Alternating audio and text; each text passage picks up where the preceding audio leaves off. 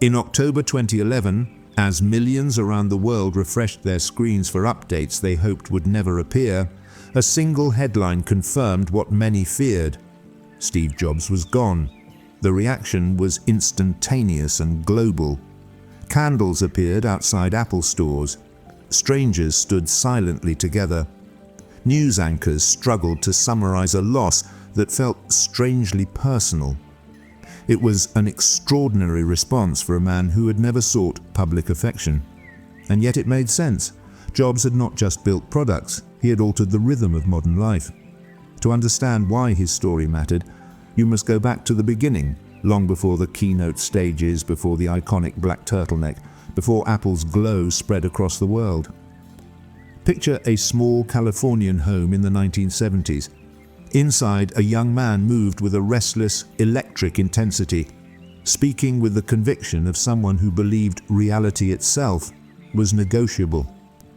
That young man was Steve Jobs, and he carried inside him an urgency that would not let him slow down. He was convinced technology could be more than a tool. It could be an experience. It could be art. But beneath his brilliance lay contradictions that made his journey unpredictable and deeply human. He was visionary but volatile, intuitive yet impatient, inspiring and infuriating in equal measure. Every breakthrough he created came with a cost, every success carried a shadow, and every reinvention from the Apple II to the iPhone was driven by a private fire few fully understood. So the question becomes, what shaped this force of nature? How did a boy who questioned where he belonged transform into a man whose ideas reshaped the world's imagination? To answer that, we trace the life of someone who refused to accept limits, a life that still influences the way the world thinks, works, and dreams today.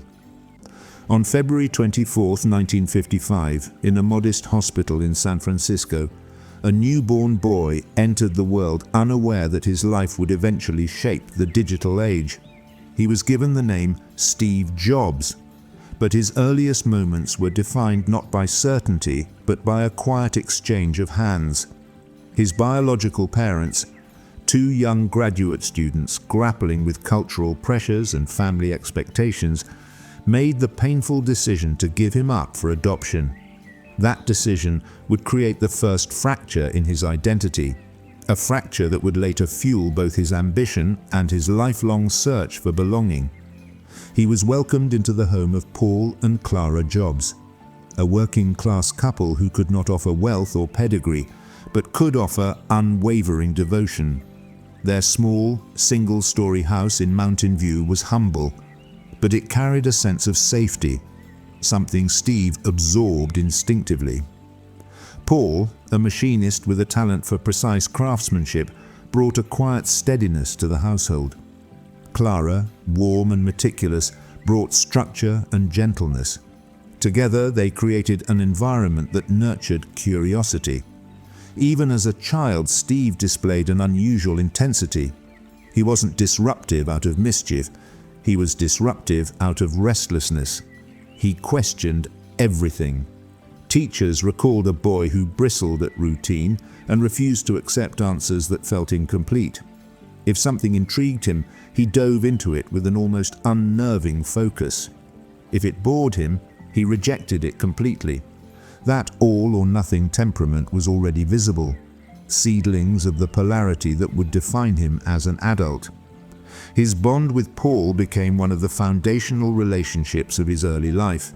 On weekends, Paul often worked on old cars in the garage, taking apart engines and rebuilding them with an almost artistic precision. Steve stood beside him, watching closely. Paul taught him that true craftsmanship meant caring about the parts people never saw.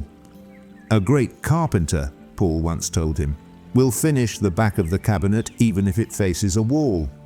That lesson, delivered in a quiet garage, surrounded by tools and wood shavings, would plant itself deeply inside Steve's psyche. Years later, when debating the internal layout of a circuit board that no customer would ever open, he would echo those exact words.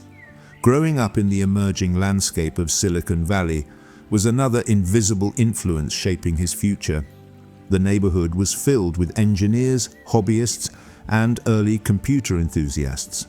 Garages became workshops. Living rooms became testing grounds for new circuits. It was a place where experimentation was not only accepted, it was expected. This environment exposed Steve to the culture of ideas, innovation, and risk-taking long before he understood their significance. But his childhood was not without conflict. Steve often felt caught between worlds, emotionally sensitive, intellectually accelerated, and socially restless. He struggled with the rigid expectations of formal education. Authority frustrated him. Repetition irritated him. He craved stimulation that few environments could provide. Some teachers saw potential in him. Others saw only defiance. One teacher later recalled that Steve required bribery to behave, but not because he lacked intelligence. He was simply too aware, too curious, and at times too impatient with the slow pace of the classroom. Emotionally, the question of adoption lingered underneath everything. He knew he had been chosen, and he cherished that narrative. But he also felt the quiet sting of having been relinquished. This tension, between feeling special and feeling abandoned, became a subtle undercurrent in his identity. It pushed him to prove himself, to stand apart, to carve out a place in the world that no one could deny or replace. Socially, he moved on the edges. He preferred the company of adults, engineers, and tinkerers over classmates. He gravitated toward ideas rather than social groups, and though he was capable of charm, he wielded it selectively. His mind moved faster than he could often articulate, creating a barrier he didn't yet know how to cross. But in technological curiosity, he found a language that made sense. During adolescence, his obsessions evolved from mechanical objects to electronics. He scavenged surplus stores for parts, studied data sheets with fascination, and built small devices that flickered, beeped, or pulsed with life. It was in these moments that he experienced something rare, calm, the precision of circuits, the clarity of logical pathways, the thrill of creating something from nothing. These offered him an emotional anchor. Then came a pivotal encounter, meeting a neighborhood kid named Steve Wozniak. Wozniak was shy, technically brilliant, and endlessly amused by the challenge of building things that seemed impossible. Jobs, on the other hand, possessed a sharp instinct for impact. He saw not just what technology could do, but what it could mean. Their partnership formed not simply from shared interests, but from complementary minds. Wozniak built things because it was fun. Jobs pushed him because he sensed potential. Their early experiments, simple pranks, logic boards, and clever hacks, were the earliest rehearsals for a future they didn't yet realize they were preparing for. At home, Paul and Clara continued to provide the foundation Steve needed, though they did not always understand the intensity of the world forming inside him. Clara, with quiet intuition, noticed his sensitivity and protected him fiercely. When officials suggested he attend a different school, she fought for him. She sensed something important in him even when others didn't. Paul supported him with practical lessons, how to use tools, how to build things with intention, how to care about the unseen details of one's work. But the Jobs household also carried its own shadows. The awareness of being adopted was both a gift and a wound. Steve spoke of it later as something simple, but in his early years it was not simple at all. There were moments when, in private reflection, he wondered why he had been given away. This question didn't break him. It sharpened him. It shaped a mindset that insisted on significance, on excellence, on leaving a mark that could not be erased. As he entered his teenage years, his rebellious streak widened. He explored unconventional paths, experimented with ideas far beyond traditional schooling, and sought meaning in ways that startled adults around him. He devoured books about philosophy, spirituality, electronics, and innovation, sometimes all in the same week. He was searching for something he couldn't yet define, a sense of identity, purpose, and destiny. Looking back, many of the traits that defined the future founder of Apple were already visible. The insistence on perfection, the refusal to compromise, the irritation with mediocrity, the ability to see what others couldn't, the deep appreciation for beauty and craftsmanship, the restless hunger to challenge the ordinary. What no one realized at the time, not even Steve himself, was that the forces shaping him were aligning.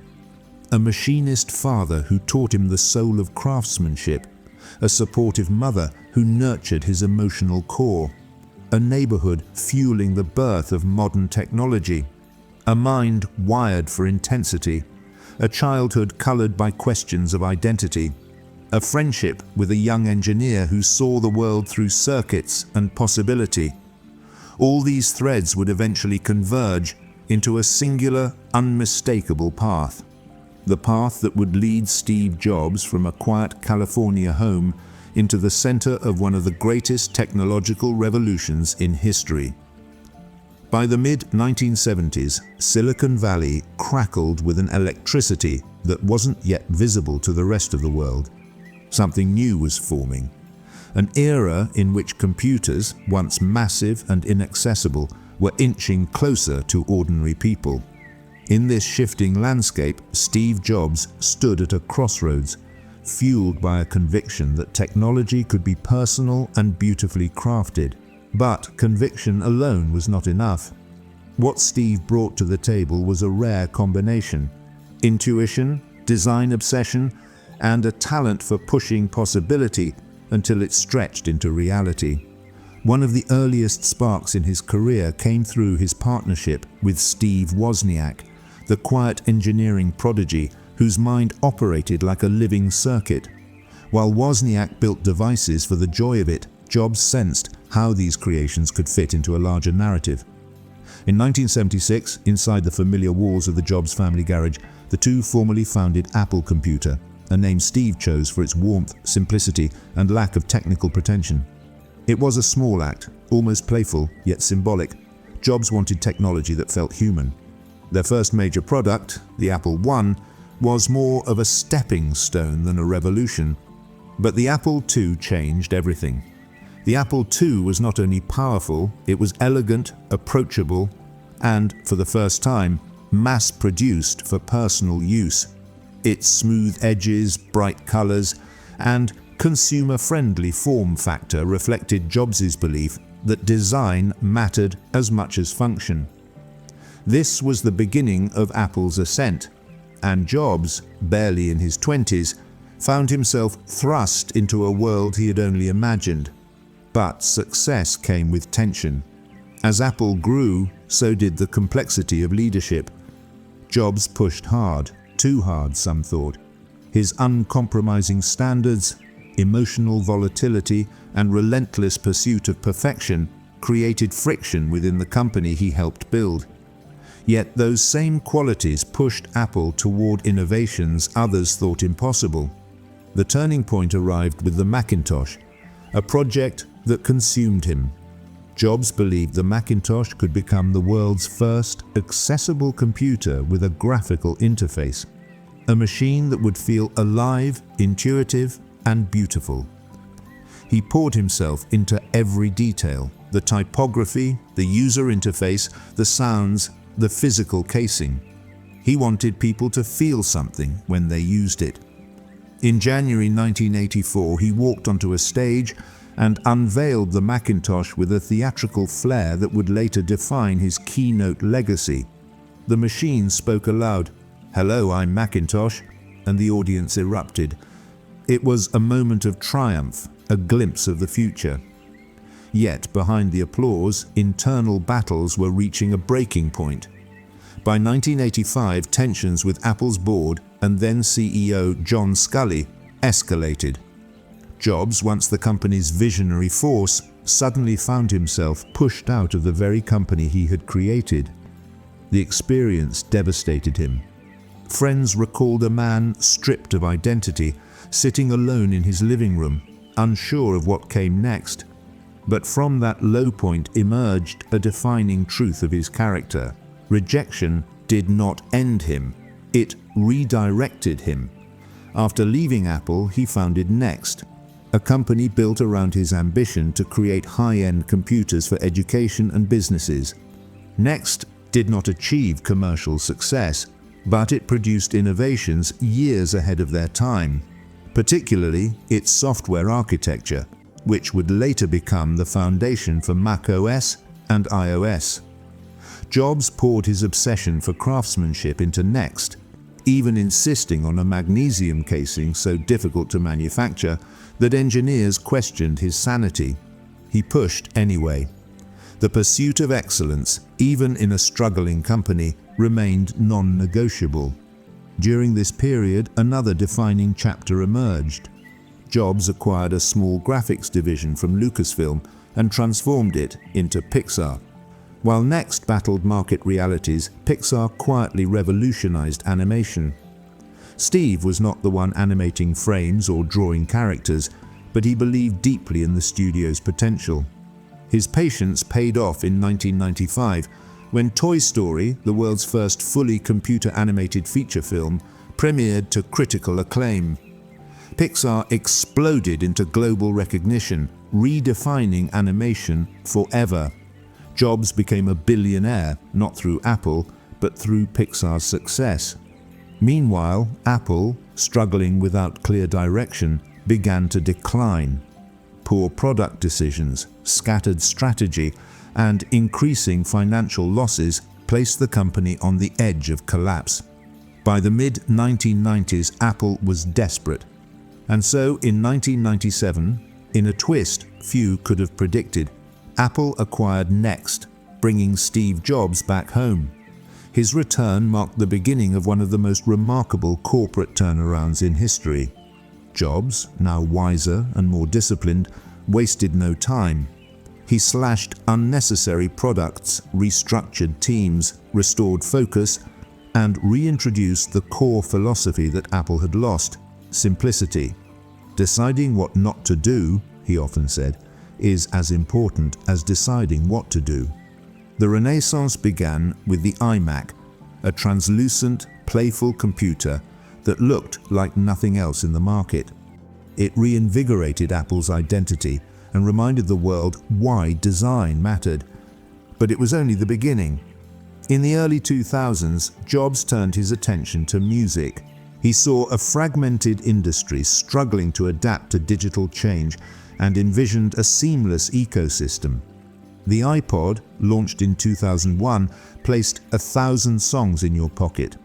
It wasn't the first MP3 player, but it was the first one that felt right, simple, intuitive, and beautifully crafted.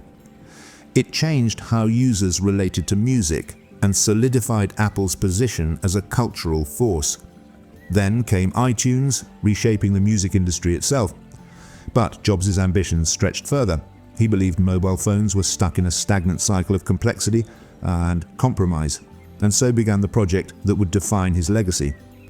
In 2007, he walked onto a stage dressed in his signature black turtleneck and announced, "Today, Apple is going to reinvent the phone." The iPhone was not just a device, it was a paradigm shift. Multi-touch screens, fluid interaction, integrated software, and a new philosophy of user experience converged into a device that fundamentally altered how people lived. It became the center of modern communication, the gateway to the internet, the hub of daily life. 3 years later, he introduced the iPad, challenging the world to rethink the boundaries between computers and mobile devices. Critics dismissed it at first, but the impact was undeniable. The tablet market surged, and Apple once again led a technological transformation. Under Jobs' leadership, Apple became one of the most valuable companies in the world, not because of growth alone, but because it shaped culture. His keynote presentations drew global audiences. His product launches generated anticipation unheard of in technology. He had turned devices into emotional experiences, tools into symbols, and Apple into a global icon. But the triumphs were shadowed by a private struggle. Behind the scenes, Jobs was fighting a rare and aggressive form of pancreatic cancer. He continued working, pushing through pain, hiding weakness, insisting on perfection even as his health declined. His colleagues often recalled how he could shift from exhaustion to creative intensity within minutes, still obsessing over product details no one else noticed. In 2011, after years of battling the illness, he stepped down as Apple's CEO. On October 5, 2011, Steve Jobs passed away, leaving behind a legacy unlike any in business, technology, or culture. From a garage in California to the global stage, Steve Jobs' career was not defined by steady success, but by relentless reinvention. Every high point carried with it a lesson. Every downfall sharpened his vision. And every product he brought into the world reshaped the way society interacts with technology.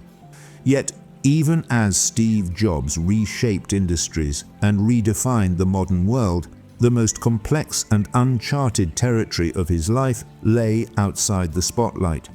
The transition back into his personal world revealed a man far more intricate than his polished presentation suggested.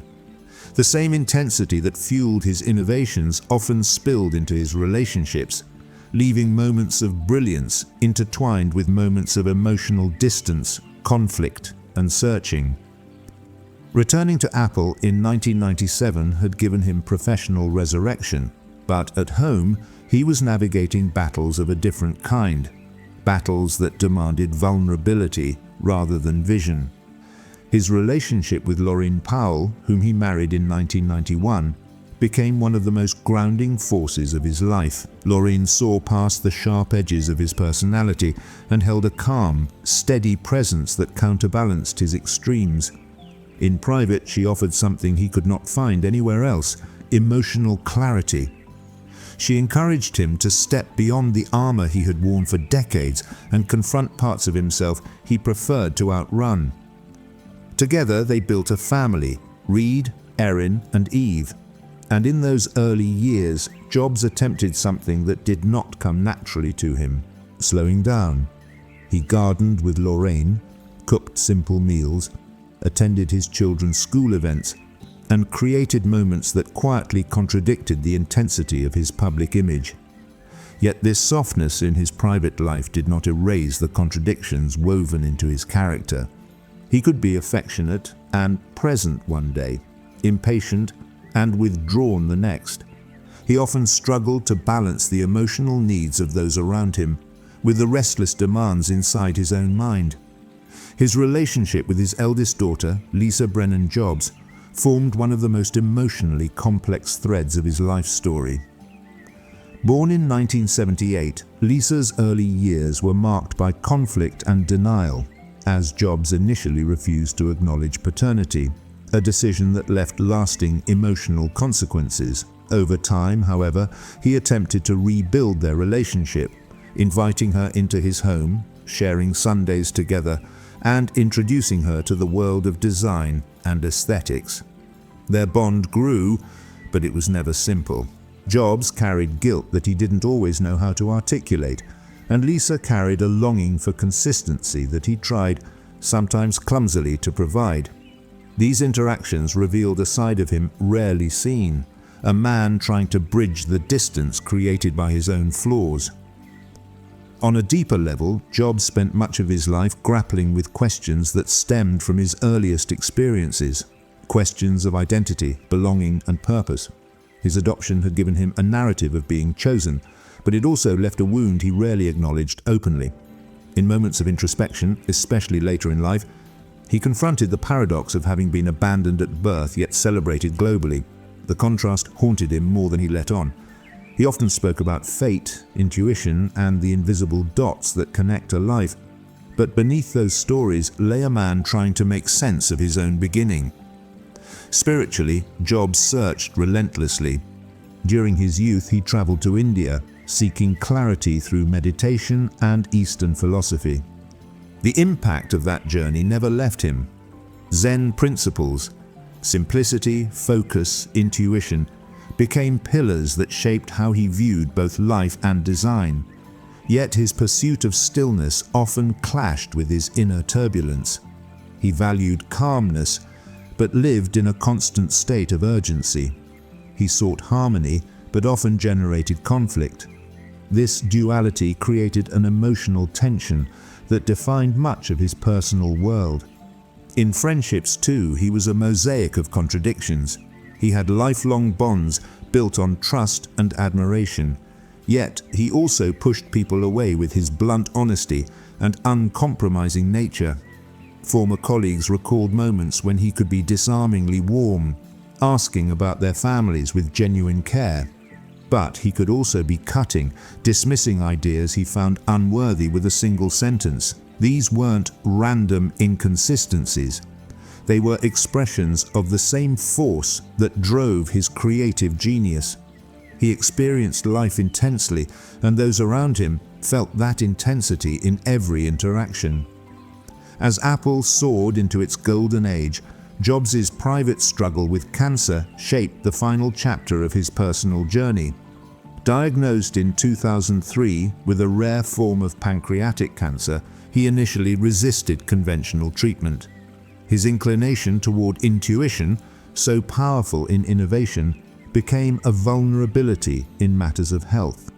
He tried alternative therapies, hoping his body could respond to the same clarity he sought in design and spirituality.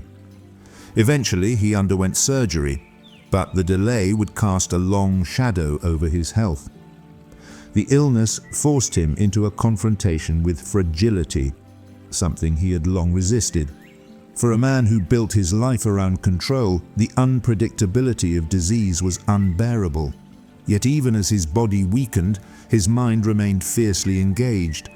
He continued to shape Apple's future, obsessing over the curve of a corner, the smoothness of a touch gesture, the harmony between metal and glass. His colleagues often found him in meetings, thinner and quieter, but still intensely present. His perfectionism did not waver. If anything, it sharpened. At home, the dynamic shifted. Lauren became the steady center of their world. His children grew more aware of his vulnerability. Jobs softened in ways that surprised even those closest to him. He apologized more. He listened more. He reflected on the arc of his life with humility, acknowledging mistakes he had long kept buried. These moments of vulnerability never made the headlines, but they painted a fuller portrait of a man grappling with the weight of his legacy and the reality of limited time. As his health declined further, he worked from home, often sitting in the garden he loved. He watched the changing light on the leaves, finding beauty in the small details he once overlooked. He spoke with Lauren about their children's futures, about the values he hoped they would carry forward: curiosity, courage, integrity. He told friends that what mattered most was not the devices he created, but the moments of connection he finally understood more deeply. In his final months, he oscillated between reflection and determination. He knew the world saw him as a technological icon, but he also knew that his deepest battles had nothing to do with innovation. They concerned family, love, forgiveness, and identity. The personal challenges he faced, his complicated relationship with Lisa, the emotional distance he often maintained, the struggle to balance work and family, were not footnotes.